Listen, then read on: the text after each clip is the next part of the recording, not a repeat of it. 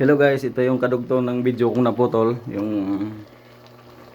diskarte ko na sarili paano lutuin yung labong. Ayan. Itutuloy. Kasi wala sira-sira cellphone ko, bigla napuputol. Okay. Ito na guys. Lalagay ko na yung paminta. Pamintang durog. Ay buo yan pero ako nang nagdurog. May buo rin.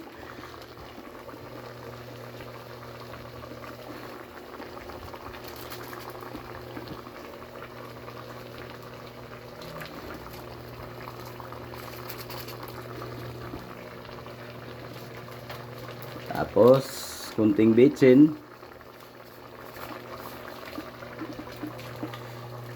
Mahilig talaga ako maglagay ng bitsin mga idol. Kasi, sanay ako sa lasa na may bitsin.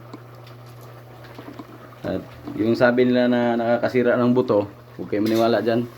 Wala pa namang napabalitang namatay dahil sa bitsin. Pero sa asin, marami na.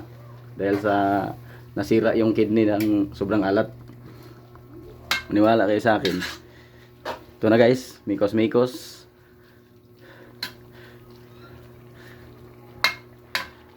Titikman ko muna.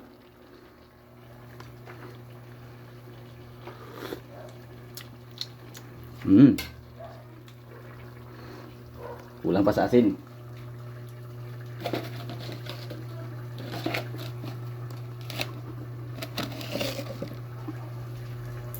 Yan.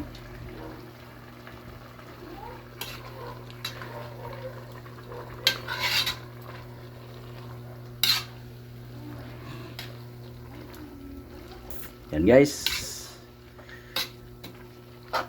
Malapot siya, kasi kunti lang yung gata. Inilagay ko na yung gata na final na gata.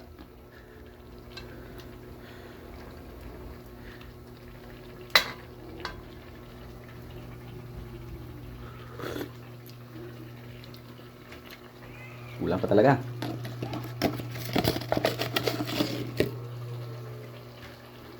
Yan, dagdag ulit. Makos.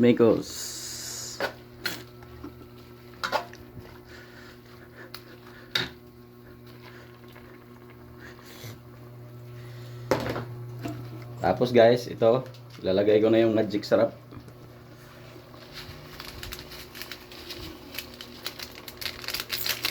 Inuubos ko talaga yan guys, yung isang maliit na sachet kasi sakto lang naman talaga yan sa isang lutuan yung ayan, magic syrup na yan.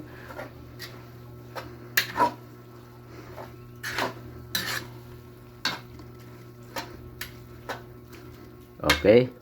Ayan guys. Tapos pakuluan natin saglit. Yan. Ito na guys. Ito pala yung labason ko ng usok. May bintana sa bubong. Ayan. Para hindi papasok yung usok to sa looban ng bahay namin. Ayan. Diskarte lang yan guys. Kung paanong paanong ba. So ito na. Final na to. Final na to guys. Final. Ayan halos tuyo na. Wala nang sabaw.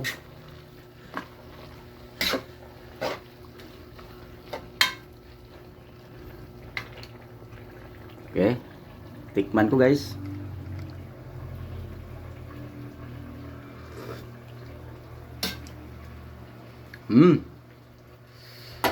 Okay. So yun lang muna mga idol. Maraming salamat sa inyong pagsubaybay at sa panonood. At sa mga suporta nyo, maraming salamat. Magandang araw ulit at hanggang sa muli.